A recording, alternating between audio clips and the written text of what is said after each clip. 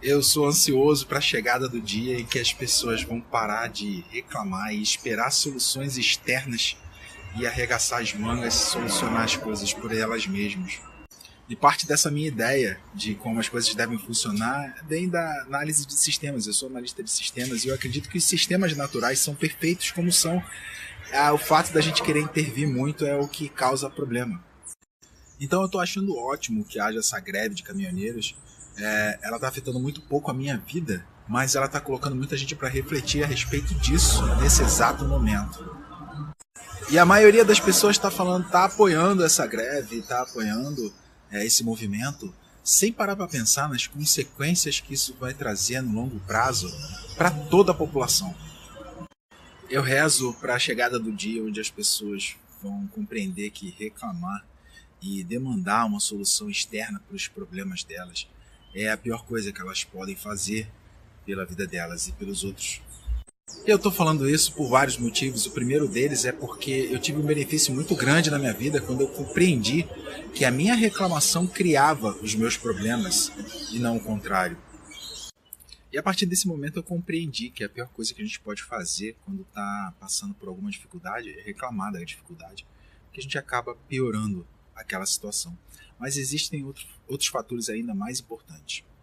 No caso dessa situação que a gente está passando de greve dos caminhoneiros, eu tenho uma visão muito diferente de como as coisas deveriam ser levadas, vamos dizer assim. Eu acredito que o fato dos caminhoneiros estarem exigindo uma mudança de comportamento, né, uma intervenção governamental nos preços de combustível, isso vai afetar todo o sistema de uma forma imprevisível. E se você for parar para pensar agora, você vai ver que cada vez mais entidades de classes, cada vez mais grupos de pessoas estão lutando para defender direitos próprios. E você vê aí o exemplo do Uber com os táxis e vários outros casos. E é engraçado que ontem mesmo eu assisti um vídeo de um dos meus mentores na internet em que ele citava ali a metáfora da borboleta e do casulo. Aí ele dizia que um homem encontrou um casulo com uma borboleta tentando sair, não conseguindo, né, fazendo esforço, não conseguindo. Aí na tentativa de ajudar, ele foi lá e fez um cortezinho nesse casulo para facilitar aquela borboleta sair.